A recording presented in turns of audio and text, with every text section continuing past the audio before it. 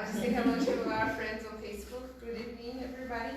So we are just about to start, and we're going to start with our inspirational reading of the Daily Bread. Number 179. Let us understand by serving, because we too were once foolish. Paul. The hammer certainly takes part in perfecting this culture, but it cannot beat the stone indiscriminately. The bitter medicine may heal a sick body, but knowing the correct dosage is required. No more, no less. It is also crucial for us not to act impulsively in the sowing of truth.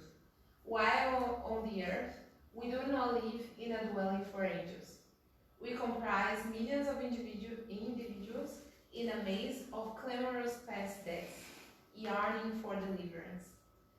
Those who teach with sincerity have learned their lessons after having overcome difficult obstacles. Of course, excessive tolerance results in absence of just defense. However, it cannot be denied.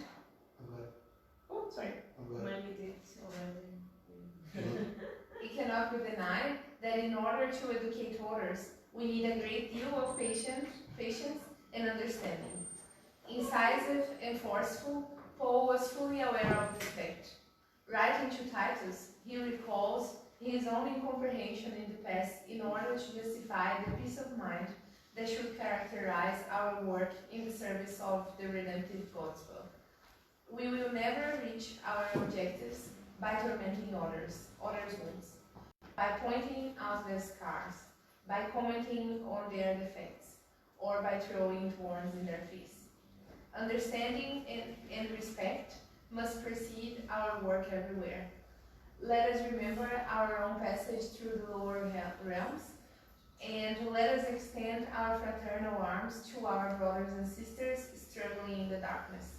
If you are interested in taking part in Christ's work, remember that he did not act from the persecutor's office, but from the tribunal of sacrifice on the cross as the attorney for the whole entire world.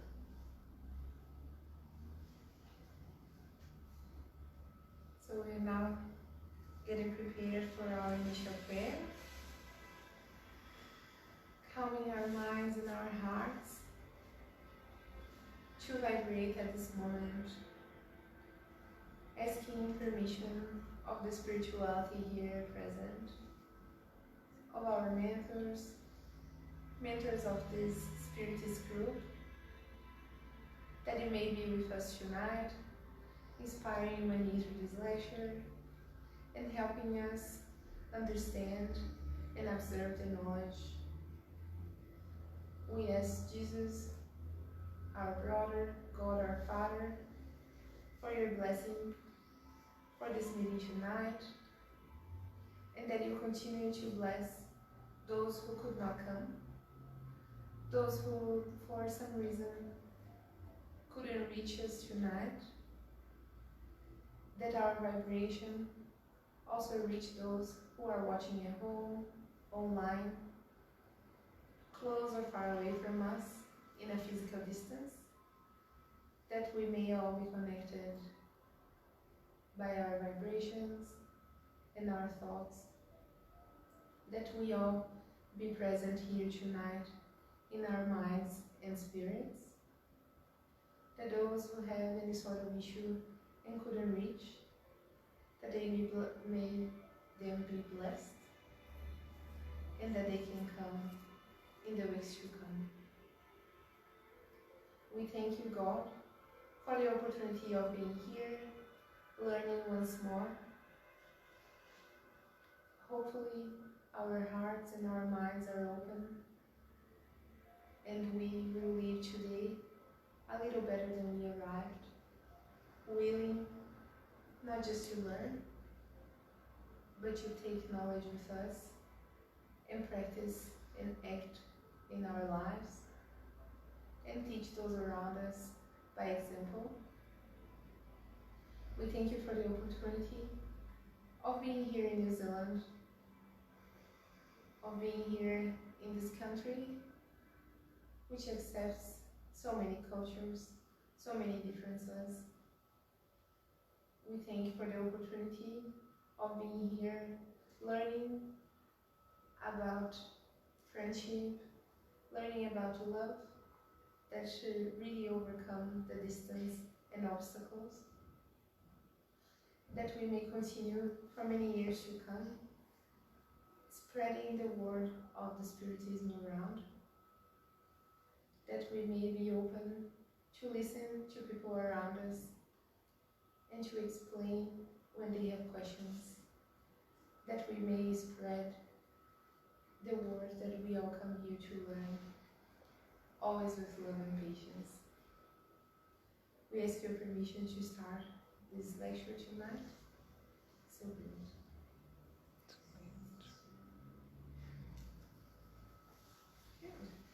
So tonight we have, so this year the group actually completed 15 years of existence here in New Zealand.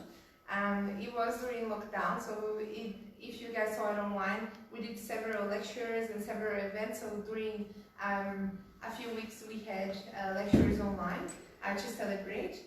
And then we thought that tonight we could do a little more of a celebration, a presential one. Now that we are in level 1 and we can all meet physically, then we could do a bit of a celebration and talk about the story of the group for those who were not here in the beginning. And so I'll pass the word to Mani, who is going to do the lecture tonight. Thank you. I don't know if you knew, but that was my first paragraph of my lecture tonight, so thank you. Good evening, everybody, and welcome to this very special evening with us here. Great to see so many people that we haven't seen in a while, so welcome back. Many people that are new to the group as well, so welcome this evening. Also those who are following us either on Facebook or Instagram. I might have to go into cameras, I'm not used to that, but we'll see how it goes. But I think the most important is not me, the most important is the content that I'm bringing here for tonight, which is a day to celebrate. So are you guys happy? Yeah, Yes. yeah. To be here. It's been a beautiful time in New Zealand, like Carol said on her prayer, we are blessed to be in New Zealand and blessed to have a beautiful day today. And we are blessed to have this incarnation that we are here living and going through all the learning process that we have. And today it's a day that we decided to present a little bit about the history of the group which would have celebrated 15 years in May. We started in May, as I'm going to explain a little bit later. And due to the COVID-19, we had to postpone. We were going to have a seminar with 2 days of lectures, workshops. We had 2 guests coming from Brazil, Malaysian dos Santos and Guilherme Velho. They were talking about different topics. But due to COVID, they couldn't be present in live. But instead of having 2 days, we had 6 days online. So looking at the silver lining, we actually had more opportunities to study more, because we had Malaysian dos Santos doing it live. We also had Guilherme Velho doing his presentation online as well. We also had Dr. Sérgio Chisney. We had even a musical presentation by Alan Filho as well. And we had a message from Givaldo, Alberto Almeida as well. So we had many people that helped us celebrating. As we know, the physical, of course, is important because we are human beings. We depend on the physical contact and interaction, but the feeling and the spiritual is also very important. And I think we're all learning how to deal with that, with COVID and lockdowns and etc. But let's go to a beautiful topic that we are celebrating, the 15 years of Spiritist Movement in New Zealand. So towards the end, I'm going to show some photos. Of course, we have the logo here. Was developed by first by Alessandro. He did a sketch, and then we passed it on to Bruno, which is a graphic designer. He made a little more, which is of course the book, and with one of the maxims of Spiritism: without charity, there is no salvation. That's the name of the group. And we also have some photos of the past, in the past. Another Spiritist group in New Zealand. There's another group in Tauranga. Shout out to Tauranga, they're watching us live as well. So we're not the only one. We are probably the oldest, but there's another ones popping up in New Zealand as well, which is great to hear. More seminars, more Festa Junina, our annual Festa Junina, the Spiritist Studies for Kids, and there's the group from Thailand there as well. So before we start talking about the Spiritist movement in New Zealand, I think it's important for us to start from the beginnings. Because a lot of, especially in a place, in a country where Spiritism is not very popular, it's pretty much unknown, people will ask us, oh, so what are you? Normally people ask, are you Catholic? Because most Brazilians are Catholics. Oh, no, I'm not Catholic. What are you? So I'm a Spiritist. People go, Spiritist? What is a Spiritist? Spiritualist? Do you mean spiritualist? And you have to explain, no, it's not a spiritualist. I'm a spiritualist as well, but I am a Spiritist. And then we need to explain. And how can we explain if we don't know? So it's important to have this information at hand and in our minds, in our hearts, so we can express in the correct manner to other people what we do here every Wednesday, or for some others every Monday, every Sunday, every 2 or 3 times a week. So, so we're going to start from the beginning. The group in New Zealand, our group is called Allan Kardec, Spiritist group from New Zealand, so there's no better way to start than by showing who Allan Kardec was. So we're going to take a trip. We're going to go to France, and we're going to go back in time. We have a Frenchman here, so if I speak any French word incorrectly, I have a way to be corrected here. So Allan Kardec is also known, his real name was Professor Hippolyte Léon Denis Rivail. Allan Kardec was his pen name, was the name he used to publish the books that he wrote about Spiritism. He was born, that's his name, on 3rd of October 1804, so pretty much last month we celebrated his birthday. It is an important date for Spiritism. Many Spiritist groups normally have a lecture about his life, his biography, and his work in Spiritism. He is incarnated in March, 31st of March 1869. He was age 64, very young age, you know, especially compared to these days. You know, he didn't die at old age. He was still quite active in the Spiritist movement when he is incarnated, and that's his signature that we can see in a lot of the books as well. And he was born, as we can see, in Lyon, in France, in a traditionally Catholic country.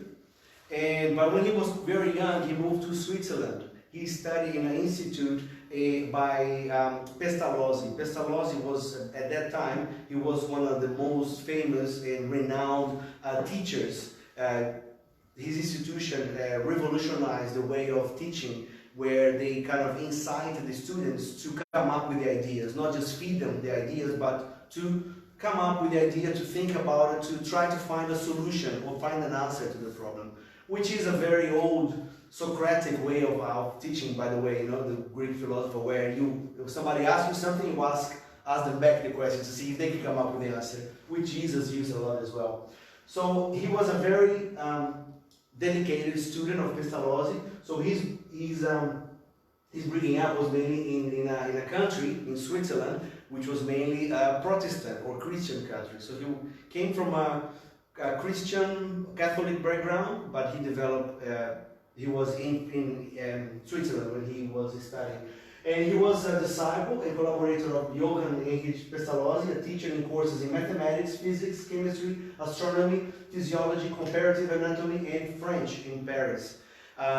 So he learned all these different subjects, and he was a very astute, very advanced student. When he was 14, he was already teaching his classmates that were less advantaged, less forward. So from early age, he had that urge to teach within him professionally.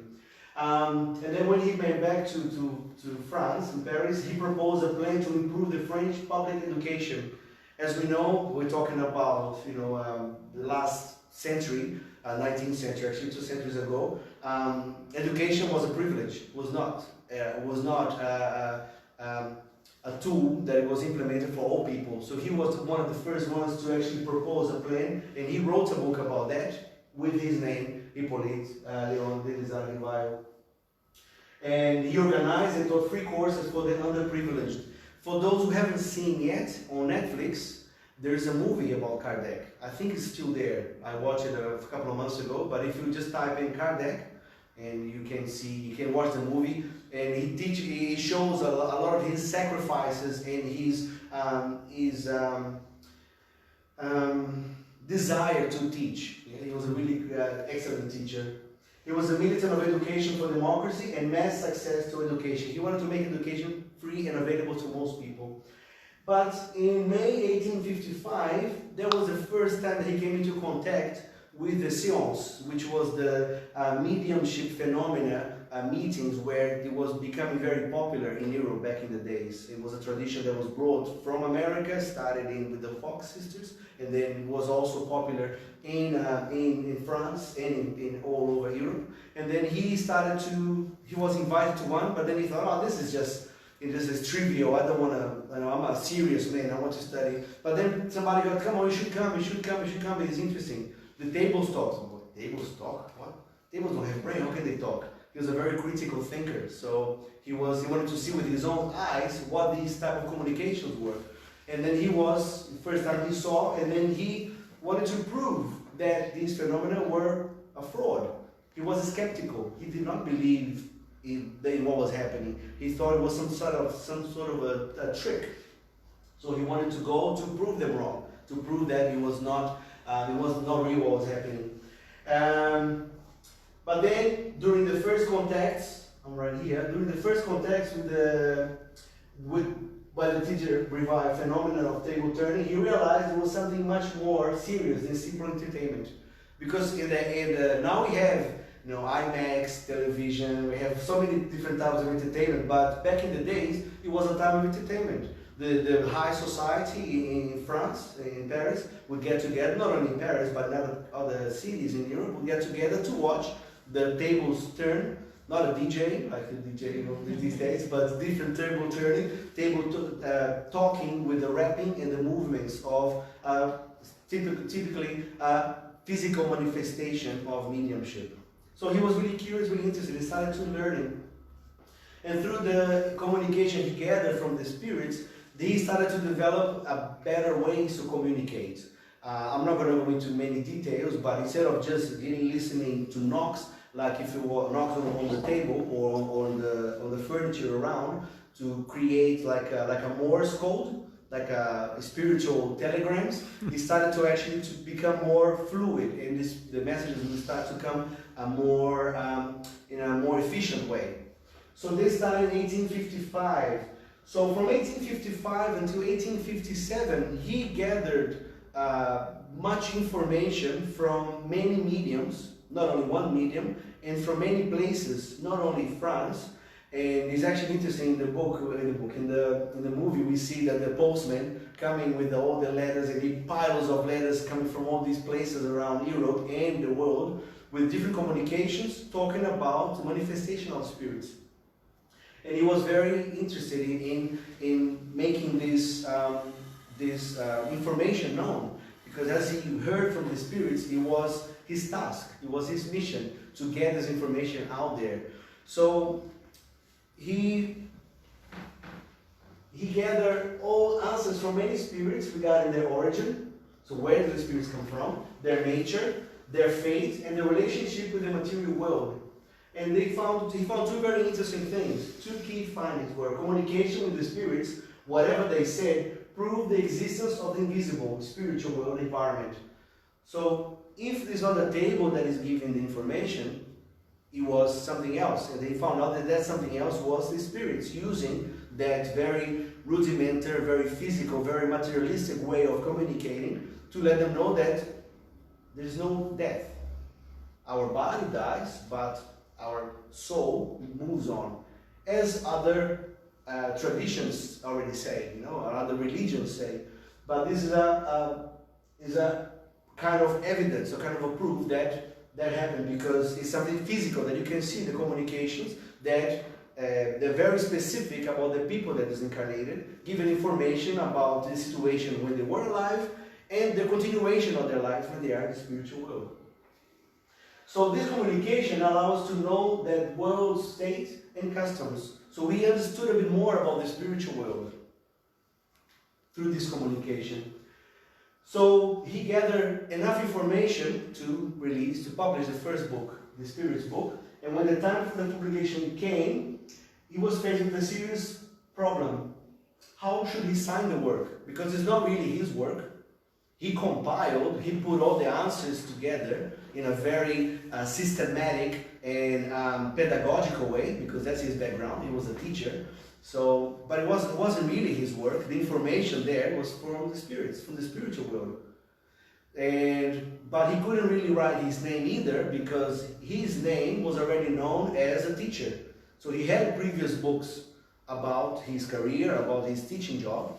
So people get confused. What? Teaching job? Spirit? What's going on? And then he decided, and he was inspired and instructed by a superior spirit by the name of Zephyr, that told him that he could use a name that he had in the previous reincarnation when he was a druid, as the name of Allan Kardec. Hence, Allan Kardec is the codifier, or the teacher that put all these teachings together. Allan Kardec.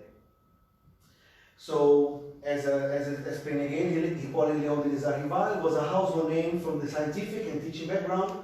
He decided then to sign as Allan Kardec, a name he used on a previous reincarnation. So, coming back to my point, when people asked us, so what are you, or what do you believe in? You say, I'm a spiritist. People go, are you a spiritualist? And you can say, yes, I'm a spiritualist, but I'm more than that. I am a spiritist. Because Allan Kardec knew that would cause confusion. Back in the days, 163 years ago, he already knew that it would be confusing, because spiritualism already has its own definition, has its own connotation. Spiritualism is the opposite of materialism. So anybody that believes that after the material life there is life, that person is a spiritualist. A Catholic, even though they don't say that, but they are spiritualists because they believe in the spiritual life. They believe in life after death. So that's why we can answer, when people ask us if we are spiritualists, we can say, yes, I'm a spiritualist because I believe in life after death. I'm not materialistic. I'm not materialist. I'm a spiritualist. But I'm also a spiritist, because spiritist was a word created by Allan Kardec. And he says on the Spirit's book, in the very first introduction, Spiritist doctrine, or Spiritism, name given by Allan Kardec to the doctrine of the spirits, or Spiritism, contained in the works of the codification. Because the Spirit's book was the first book, but he also published 4 more books, and also other literary work that is based on the Spiritism.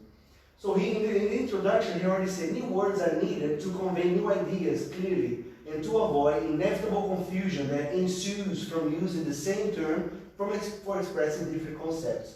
The word spiritual, spiritualist, and spiritualism each have a given meaning that is specific. To attribute a new meaning to these words by applying it to Spiritism merely increases the numerous causes of ambiguity that already exists. So next time somebody asks you, are you a spiritualist? You're going to say yes, but further than that, I also believe in Spiritism. And then you're going to ask, what is Spiritism? And then that's when you're gonna be able to explain some of the things that Allan Kardec left on this codification. And the best base to find out what these tenets or these principles are is the Spirit's book. The foundation of the whole doctrine. And the base is the root, is the trunk that branches out to all the different information that we received and we are still receiving today from the spiritual world. So the Spirit's book was published on the 18th of April 1857. It contains the fundamental principles of the Spiritist doctrine on the immortality of the soul, the nature of spirits and their relationships with man, the mediumship, the moral laws, the present life, the future life, and the destiny of humanity. The book is presented in the form of questions, 1,019 questions by Allan Kardec, and the answers are given by the venerable, superior, benefactor spiritual entities.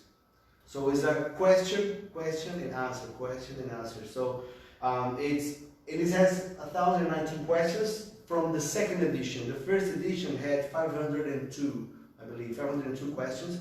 But then from the second edition, he started to branch out because some questions were too long, and it would be being a teacher, he knew that probably that everybody would probably skip some questions, so he divided these questions in sub-questions, and then at the end became 1019, which are the number of questions up to today.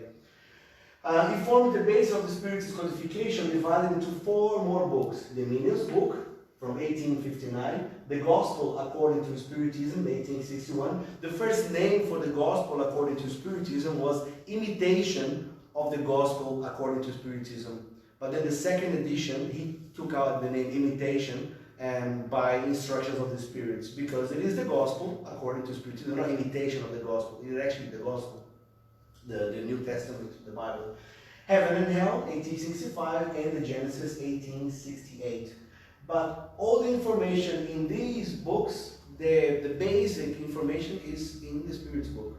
And that is why a lot of the mediums on the Spiritist doctrine, they were instructed by their spiritual guides. In the case of Chico Xavier, Emmanuel, and Divaldo Franco, Joana de Angelis, there's a very interesting case that Divaldo always tells, when he talks about the Spiritist book. And when he started the doctrine, Joana de Angelis said, "Oh, we have to read the Spiritist book." And then he read it, and he was really happy that he finished reading. I finished reading. Okay, now read again. Reread it. Read again. Now you need to study it. And then, so it's a book that we always have to keep reading, because it's a book that contains information about the fundamental principles of spiritual doctrine, immortality of the soul, the nature of the spirits, which are us, incarnated or disincarnated, we are spirits, the relationship with the man, present life, future life. Is very dense, a lot of information. And the more you live, the better perspective you have to understand it. Because it's information and communication that is for life.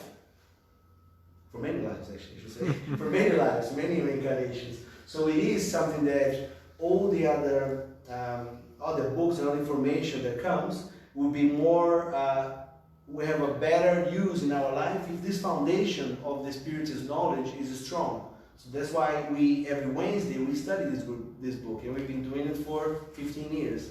Every Wednesday, we study the Spiritist book. Even if it's 2 or 3 questions, and a lot of people comment, ask questions, because that's the aim of Spiritism. The aim of Spiritism, as I'm going to talk a little bit later, is to elucidate, or to bring light, to bring instruction, and also to comfort.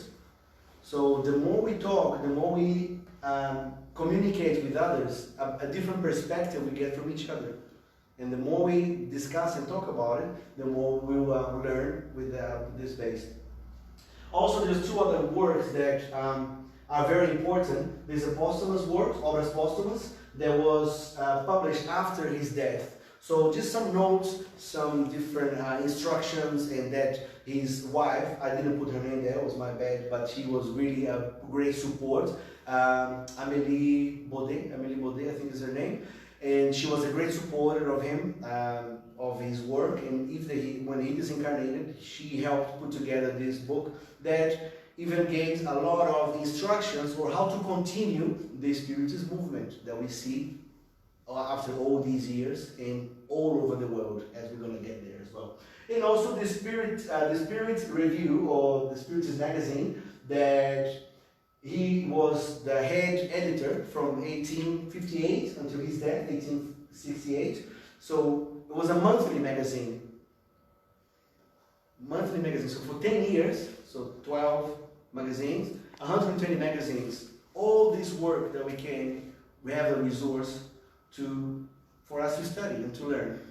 Yeah? And he did that from 1857 until his death in 1855 until he passed away in 1868. So it was just a bit over 10 years. There was no internet, there was no fax machines, there was hardly even typewriters. Imagine the work, the dedication that he had to accomplish this task. And we now living 2020, with all the resources we have, with all the technology that we have available for us to learn, and we still, I'll do it tomorrow. what's on Netflix? I'll go on Facebook, I'll go to something else, you know, or, so it is important, it's important to keep that in perspective. He had a very short time that he dedicated his life, and he's accomplished all of this. Of course, we cannot forget that he was inspired by the spirits helping him, instructing him, and supporting him from the other side of life as well. So just a quick slide here. If those who are interested, I can pass it on to you. This is a bit of a compact version of the Spirit book. The Spirit book is divided in 4 parts, or 4 books. Okay? So the first book, and I thought it was interesting to show this, because we can then see how Allan Kardec, he was prepared for this task. How pedagogical this book is, how it follows a sequence of logic. So the first part, the book is divided in 4 books, but with an introduction and conclusion. Because Spiritism, people tend to connect it to religion, but as we know, there's a triple aspect to Spiritism. It's not just religion. So people say, oh, Spiritism is religion. Yeah, they're correct. But Spiritism is more than religion. As I explained from the beginning, Kardec was using a scientific method to disprove what was happening.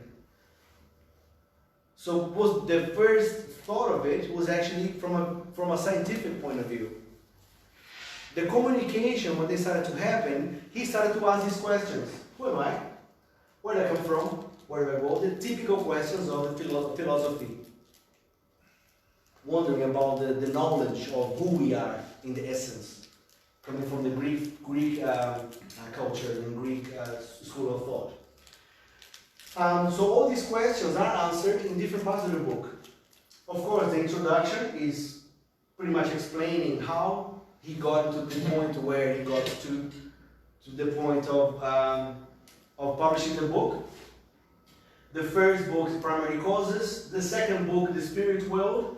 The third book, Moral Laws. The fourth book, Hopes and Consolations. And then the conclusion at the end. In all these books, they relate back to different books of the codification. So, the questions, who am I? Where do I come from? They are in the first causes. Where do I come from? First causes and the spirit world. Where do I go? The spirit world and also hope and consolations. But all these questions, also they are further developed in different books. For example, in the primary causes and spirit world, what do I feel? It relates back to Genesis. First book, Primary Causes, the genesis of the creation of the world, the creation of the universe. Second book is Spirit World, where he's give us the basis for further studying the doctrine, or the Spiritism in the Medium's book. Medium's book being the guide of the practice and the development of mediumship, how to contact the spiritual world, and how to understand and decipher this communication. Because sometimes it's not just like a text message or a WhatsApp, you know. Sometimes the communication from the spirit, you need to study it. You need to have a deep base to see, is this communication real? Is this communication superior? Is this communication from a suffering spirit? So we have to have a good basis from the Spirit's book to be able to analyze and to put into practice from this medium's book. And also the moral laws are the basis for the gospel according to Spiritism. And hopes and consolations, heaven and hell. What are the views of Spiritism of the afterlife? Is there a heaven? Is there a hell? What are they? So these are, but all these books, they come from the Spirit's book. So we need to read, just like Givaldo and Chico, we need to read, reread, study, and then once we are ready, put them into practice. Yeah. So just a quick brush, because I think we're running a bit of, I want to get to the exciting part of the lecture, which will be more about the Spiritist movement, especially in New Zealand. So this is the first causes, asking question about God, who is God, and trying to understand and presenting a new paradigm of God. God is no longer tribal. It's no longer a God that defends my race, my religion, my country, my people. It's a cosmic God.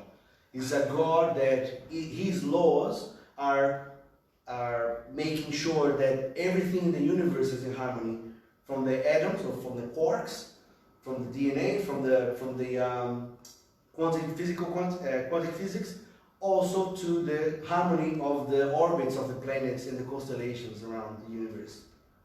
So that's what the God is, because the Spirit taught us that God is supreme intelligence, the first cause of all things.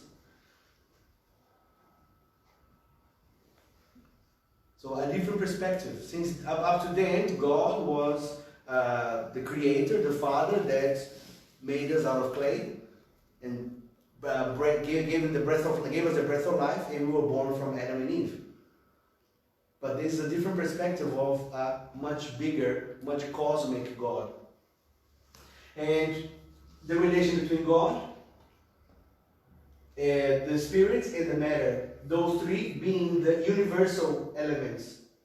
God, Spirit, and matter. Everything else is a modification and different appropriation of these things. The Spirit and matter. If it's not Spirit, it's matter, and it's a different condensation, different appropriation, different combination, different composition of matter. Even the things that we can't see, even the things that we can't hear, even the things that we can't perceive with our limited human capabilities. Okay? And the Spirit is the intelligent principle of the universe. Is what is not material, our souls. So three basic elements of all life: God, Spirit, and matter. From here, in Venus, in Antares, in Canis Majoris, in all the Pleiades, in all this, everything follows these rules: God, Spirit, and matter. And then we have chapter 1, God; chapter 2, general elements of the universe; third chapter, creation; fourth chapter, vital principle, and so on and so forth. Second book talk about the spirit world, which is the basic of the Spiritism. What's the interaction between spirits, between the material world and the spiritual world? So the Spiritism comes to tell us that we are not humans. I mean, we are humans, but yeah, in English we use the same word. Are is are. Somos e estamos. We are not human. Nós não somos humanos. Nós estamos humanos. We are temporarily human, but our essence is not human. We are spirits that are, at the moment, temporarily human. And this interaction happens throughout our spiritual life, between the material world and the spiritual world. So the second part is divided into 11 different chapters. The spirits, what are the spirits? The incarnation of the spirits, how the birth, the connection between the spirit and the body happens, the return to spirit life, death, what happens when we die, the more plurality of existences, the theme of the reincarnation, the spirit life, what happens when we disincarnate? What's happening? What's up there in the spirit life? Return to the corporeal life, how we return again to live in the physical body. The emancipation of the soul, the very limited time that we can go beyond our bodies, and that happens every night. We are going to emancipate tonight when we go to sleep. Our physical stay here, but depending on our degree of attachment to the material things, we go away. We go away. Our soul goes to different places, and sometimes we have dreams. Sometimes those dreams are related to these astral journeys that we have in the spiritual world. So that's the emancipation of the soul. The intervention of the spirits in the corporeal world. One of the most impactful questions. 669, I believe. I can't remember. If anybody remembers here, leave a comment below. That when Allan Kardec asked, do the spirits interfere in our life? And the spirits say much more than you think. A lot of our thoughts, our feelings, our emotions are connected to the spiritual world, and we sometimes don't perceive, and we act on them even though don't belong to us. Chapter 10, occupations and mission of the spirits. Chapter 11, the three kingdoms. Next one is the moral laws, which is the one that is the base for the gospel according to Spiritism. How can we apply these laws to follow the divine design for us. So it's divided in 10 different laws, in 10 different chapters, because these laws, they show us how to interact between God, how we interact within ourselves and with others. So it's about relationship, how we get our relationship with our neighbors, our brothers and sisters, how do we approach with a relationship with God, and sometimes with ourselves as well.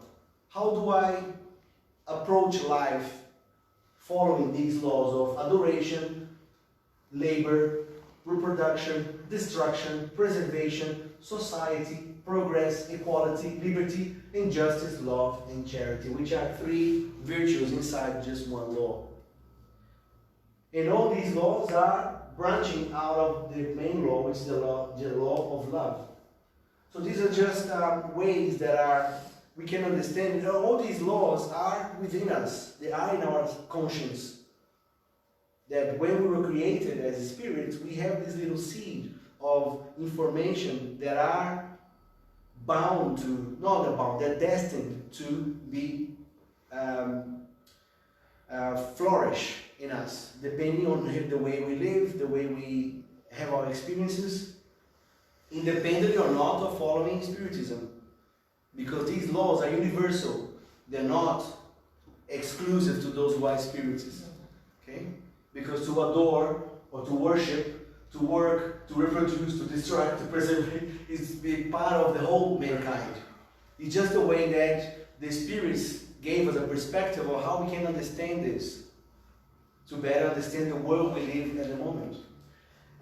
Then finally, the 4th part, hopes and consolations. So what happens if I fulfill or if I don't fulfill these laws? What's going to happen? In both the material world and the spiritual world. So the first chapter is about earthly joys and sorrows, the happiness and also the sadness that we see here, the suffering that we see here, and also the future joys and sorrows, which goes into a little bit of the justice of God. Why do we see so much difference in this planet? A few people have so much and so much have so little. Why do people are born with great intelligence, great bodies, and a kid is born and he dies a few years after he is born? Or somebody is born with a disease. Why these things happen? So that's why Spiritism came to us, like I mentioned before, to instruct, but also to give us comfort. By the knowledge that we understand that we are not this body, and we are not just in this life, we have a past, we have a present right now, which is a reflection of our past that we don't remember. That's why sometimes it feels that it's unfair, that there's so much suffering around the world. But the most importantly, that this present will reflect on our future. Because this life, as our spiritual life, which where we belong, is eternal. So that's when Spiritism brings comfort and consolation. Because we understand that things are temporary in this place. There's much more things to happen and to come forward. Let's check your mind. We're good? Okay, because now we get into the I think we went over this. I think we're going to skip this one. I just want to point out the first part. So forget about the first part. I just want to show this little something here. It's probably going to be hard for people to see on live. But the spirits assure us that the time chosen by providence for a universal manifestation has come, and that their mission as God's servants and agents of divine will is to educate and to enlighten mankind and usher in a new era of renewal for humanity. This is on the Prolegomena in the Spirit book. Prolegomena is just a part. It's like just a part that's between the introduction and the actual book. That's what they call the Prolegomena. It kind of gives a little bit of is a preview of the book. And it's interesting that he's putting in here, the spirits assure us that the time chosen by providence for a universal manifestation. We can see that universal manifestation because it didn't come through one person, or one spirit, or one place. It was universal. Many places around France or Europe and many other spirits were communicating all over the world with the same message, which was fundamental to the decision of Allan Kardec of what to write in this book. If he had 100 messages saying one thing and then one message saying something opposite, he discarded that one. These must be the truth. So, and also interesting to say that a time chosen by providence. And this time was actually given to us by Jesus Christ himself. When Jesus, when John, I forgot the chapter, the chapter in the verses, but it's pretty much just after the Last Supper when the disciples are very agitated because Jesus pretty much saying that he's going to go away. He's going to leave this place. And the disciples were very frustrated and anxious, and they were worried what would happen. And he said, don't worry, you love me, you also love my teachings. I will go to be with my Father to prepare the house for you, and I will send you a new comforter that will be with you forever. And that was the annunciation of the Spirit of Truth. And we know in this prolegomena that is the whole book of the Spirit's book and the codification, it was presided, it was organized by the Spirit of Truth. Throughout all the works of Allan Kardec, we could see, he never said that who he was. It was very, very subtle. Little hints here, little hints there, little over here. And then a lot of people, even within the Spiritist community, ask, oh, it must be a Pleiades of spirits, a group of spirits, that's it. But there is a message on the Gospel according to Spiritism in chapter 6, where he said, in truth, I tell you that I was with you 18 centuries ago, and I told you that there are many dwellings in my Father's house. Who was living 18 centuries before the codification of Spiritism, and who told the disciples that there are many dwellings in the Father's house? Jesus Christ himself. So this is the weight of behind of the Spiritist doctrine. It came to bring new light to the teachings that Jesus gave us, that people were not ready to accept back in the days. He couldn't explicitly explain to people the realities that we can understand. That's why he spoke in parables. That's why he spoke in stories. That's why he spoke in a very simple way to the people back in the day, 2,000 years ago, couldn't understand it. Now, with the Spiritist doctrine and Spiritism that brings us different perspective, it's easier to understand what Jesus meant back in the day, because he himself came to clarify through these works. And interesting as well that this little vine, the little grape there, it was also a drawing that was made by a mediumship. A medium drew this by request of the spirits. So it's quite interesting that.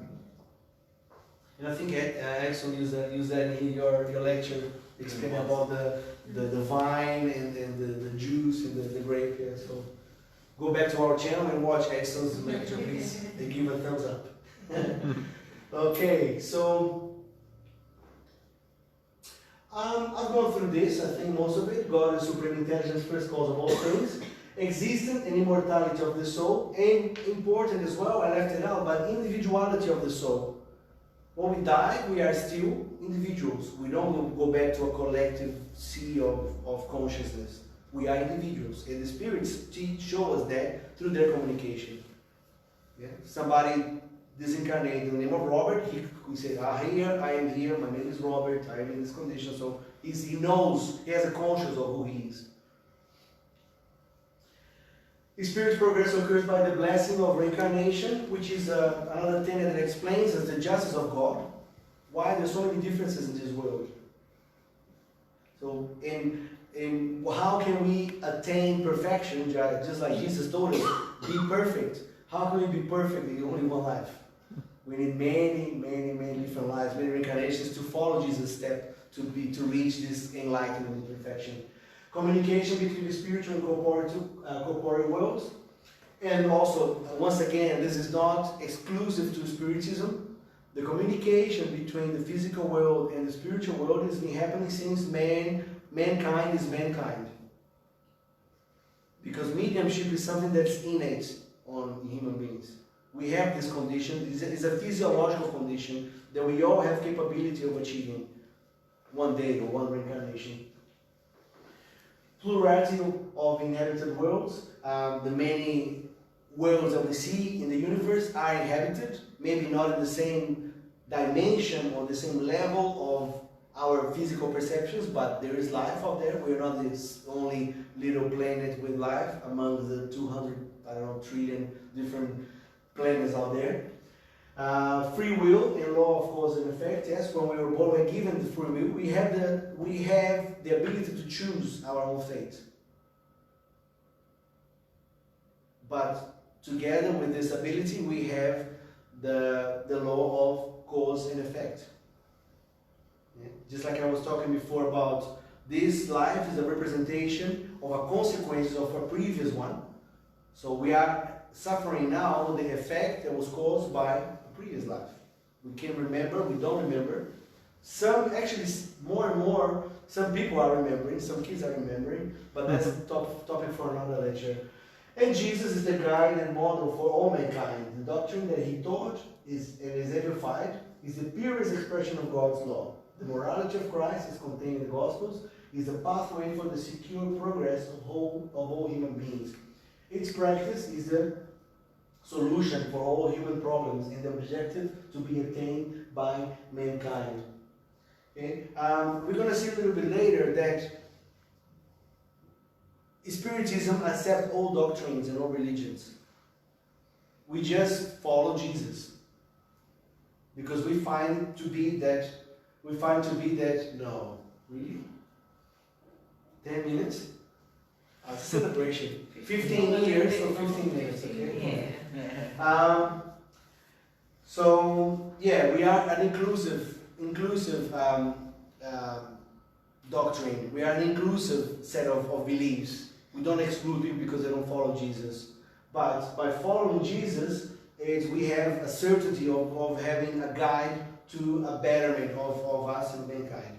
So coming now to the Parisian Society of Spiritist Studies, Société Parisienne d'études spirites. C'est bien? C'est bien? Très très bien. The first Spiritist center in the world. On 1st of April, but it was not April's Fool, it was a very important April. Almost 1 year after the release of the publishing of the Spirit's book, along with several scholars, Allan Kardec founded the Parisian Society of Spiritist Studies. He also left instructions with more guidelines for creations of such centers in the Medium's book, in chapter 30, the Spirit Review, and also in the edition of July 1886, and Posthumous Works 1870. Because he knew that for the dissemination of Spiritism, of this idea, he needed to leave some guidelines for people to follow and take it all over the place. So the basic guidelines are that all Spiritist practices are free. We don't charge people to participate in it. Of course, we are in a physical world and we have to pay rent. We don't own this building, so we have to pay rent here. We depend on donations, and we have we can call it like a Spiritist club or membership. People can support us by giving us a monthly or a weekly amount, and that's how we bought the projector. That's how we buy the books and sell the books. There's a whole team of people in the background trying to get this Spiritist movement happening from the physical point of view. Spiritism is practically simplicity without any external forms of worship, with within the Christian principle that God should be worshipped in spirit and in truth. So no altars, no talisman, no incense, no candles, no crystals. No, it's very simple form.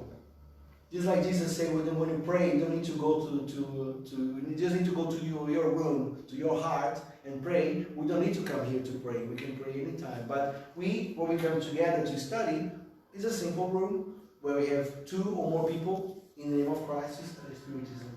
Spiritism has no clergy, nor does it adopt any objects, rituals, or external forms of worship, which kind of connects to the first one. And also important to know there is no clergy, but because we are in a society, we need to have a board of directors, we need to have a president, or captain, a vice president, secretary, treasurer, or like any other club or any other society, we need to follow those rules. But that's not meaning that one has more power or more enlightenment than the others. We are all equals. Yeah? Because the other way around. Probably have less. Yeah, probably have less. Yeah. Spiritism does not impose its principles. Spiritism respects all religions and doctrines, value all efforts towards the practice of goodness, works towards peace and fellowship between all nations and all peoples, regardless of race, color, nationality, creed, cultural or social standing. It also recognizes that a truly good person is one who complies with the laws of justice, love, and charity in their highest degree of purity. So there's no such a thing as discrimination against any of this that is written there, because we respect all religions, in all doctrines, and all types of human beings, even aliens. So if you are listening from another planet, you can come and study with us. And the medium's book, Allan Kardec goes beyond this, and these groups corresponding together, visiting each other and transmitting to one another the results arrived at by each may, even now, form the nucleus of the great Spiritist family, which one day rally to itself all opinions and unite all men in the common brotherhood of Christian charity. So that was the idea of Allan Kardec, but also the idea of the spirits, to have a unified group of people that think alike and help each other, corresponding together, visit each other, transmitting, and it's been happening a lot lately. As we can see with the COVID, we can see a lot of people on the internet and doing their lives, doing their conferences, doing their, and it's amazing how much we can see that is happening around in this time that we can see. So this was one of the main objectives of, thank you. So one of the basic activities, and I'll go through this quite quickly because, so basically they conduct meetings and study on Spiritist doctrine, which is the studies that we do here on Wednesdays, like now. We get together to disseminate the doctrine and the Spiritism in a systematic form. We also have meetings for the explanation of the Gospel according to Spiritism, which also happens on Wednesdays here. As we know, the first Wednesday of the month is a lecture, the other are a study of Spiritist doctrine, and the last is a lecture in Portuguese. They conduct meetings for the study, education, and practice of mediumship based on the Spiritist principles, which happens also here on Mondays. We have a group like that. And the first one was mainly for the AKSG group that we have on Mondays as well. And the second one is the Wednesdays. To conduct meetings for the Spiritist education of children and youth, which we are also doing here on Sundays. On Sundays, like Carol said, from 10 o'clock, we get together with the children in one room, parents in the other room, and we study. To carry out the work of dissemination of the Spiritist doctrine, to do all modes of social communication. So we have a very important tool, which is social media now. We have our Facebook page, we also have our Instagram, hello. We also have our YouTube channel, and we have our website as well. And we keep posting and putting the information there.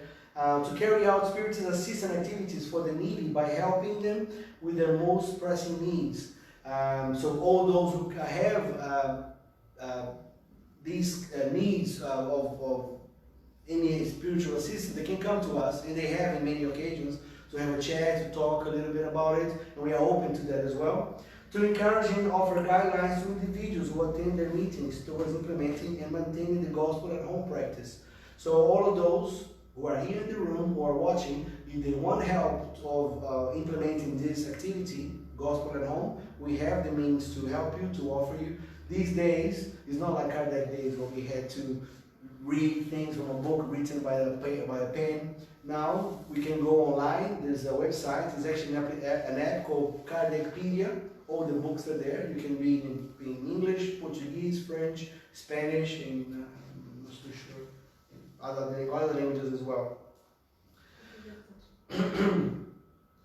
So that's the main goal, is the unification of all the Spiritist groups. So we do keep in touch with other groups in Australia, other groups in Europe, especially in England, and in Brazil as well. Because only through this communication, that's what we mean by the Spiritist Movement. I'm going to be late, sorry.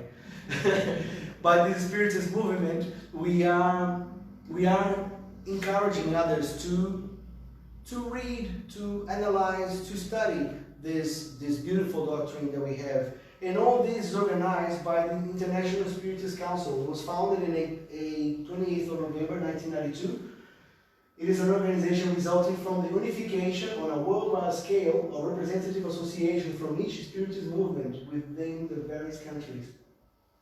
The objective is to promote solidarity and the fraternal union of Spiritist institutions in all countries, as well as unification of the world Spiritist movement, to promote throughout the world the study and dissemination of the Spiritist doctrine.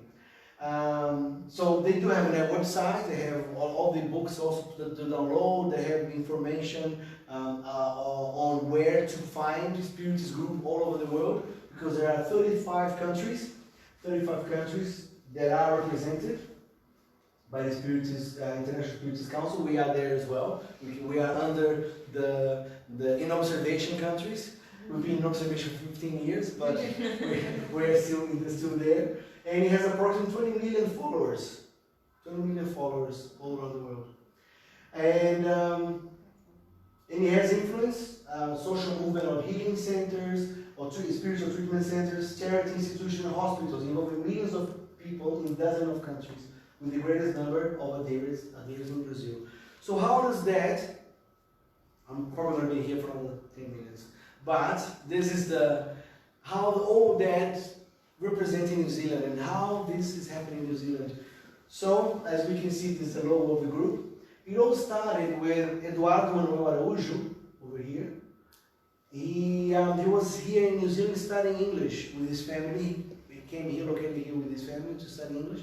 And he decided to do the gospel at home, this activity which I mentioned a few minutes ago, in his house, in other people's house, to do this, to do an initial prayer, to read the gospel according to Spiritism, to comment, talk about it, to do a vibration or prayer to other people that are in need, and to do a final prayer, which is a simple script for the gospel at home. And Eduardo Araújo, his parents were very influential on the Spiritist movement in Paraná. Napoleão Araújo and Elsie da Cunha Araújo. He was the president of Federação Espírita Paranaense for a few occasions. So he felt compelled to start this movement.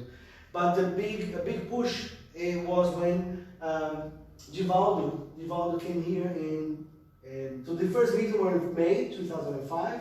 And a bit later that year, October I think it was, Divaldo came here with Divaldo and Nilson. And there's Eduardo there. So we had not in this room, but the other room, it's a bit bigger than this one, we had about 80 people watching Divaldo's first lecture here. And then we couldn't no longer do the meetings in people's house because it was a bit too small. We had to start to hire places in community centers, and we started to develop more. Divaldo came back here again in 2007. And from 2009, we started to receive other speakers, like our good friend of ours, Dr. Sergio Chizin. He came here in 2009 for the first time, and he started to introduce different activities that we do, such as the spiritual treatment, or PASI. He gave us a little instructions on how to apply that. We also had in 2010, Raul Teixeira came here for another lecture.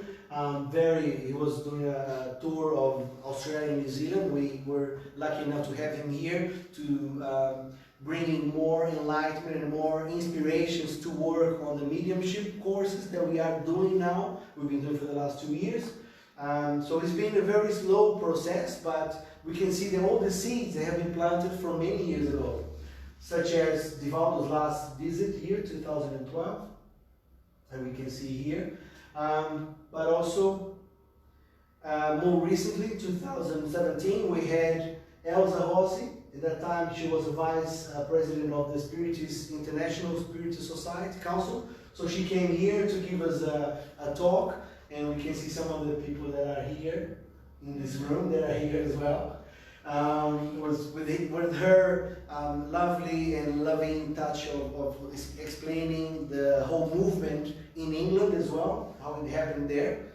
And about 2017, there's also the time where the Chico Xavier Spiritist group of New Zealand started in Tauranga. So they've been there for 3 years now. 3 years, a group of one of our former attendees here, Samantha. She moved to Tauranga and she started a group 3 years ago. And some of them are watching us here now, and guys, that you follow there. And then the same year we had a visit of Federação Espírita Brasileira. They came to give us a workshop on mediumship and spiritual treatment, and also started to give us some indications that we could start Spiritist studies for children. That's when we started with the idea, and 2 people that were very important on that was Kari and João, which are now in Australia, in the Spiritist Movement in Australia. And we have since then started a Spiritist group for youth. Here is their Christmas celebration last year. They had a little play doing enacting the nativity scene. This was last week as well. And as we can see, that people come, people go. New Zealand has a big port in the middle of the Pacific Ocean. People come, people go. From the very beginning, we have a few that were here from the very beginning. Others came through the middle. Others are just new to the group. But with these principles and following the principles of Christ, we create bonds. We create friendship. We create a family bond. Because as we know, we are brothers and sisters in Christ. So we have many happy faces when we get together. This was Christmas celebration last year as well. Then we are last year, Yes, last year. Last year. It was last year, yeah. And as I was saying, all these Spiritist movement. Most recently, we were very happy to receive in our group a presence of 2 very important people here.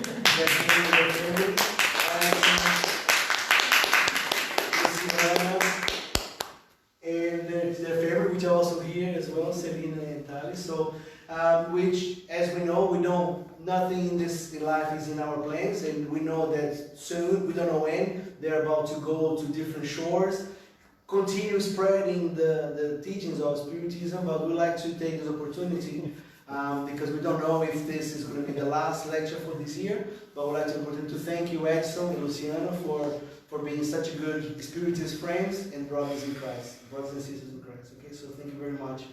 And yeah, so if you have any questions about Spiritism movement in New Zealand, you can contact us on our website, on our Facebook page, on our Instagram account, on our YouTube. We have many lectures that are in Portuguese, in English. There's, like I mentioned before, there's heaps of material for us to go through. So I'm sorry that we're going to go a little bit late. Or come here, yes, or come here. Yeah. You see, like you missed out, because tonight Luciana brought a cake. So if you guys didn't come here, you missed out on the cake. I'm sorry. We can't give you the cake through the Facebook. Yet. Yet. So thank you very much, and I'll see you guys next time. Bye-bye. Thank you.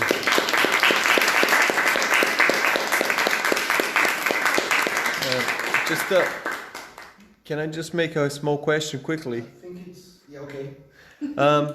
like you said, that Kardec, he received a lot of messages from different spirits group, and then he studied them and and said, oh, these ones say something. So is that the only way that he used to find out the only criteria that he used to find out, to say, oh, this is the answer for that question, or he used something else to identify the question?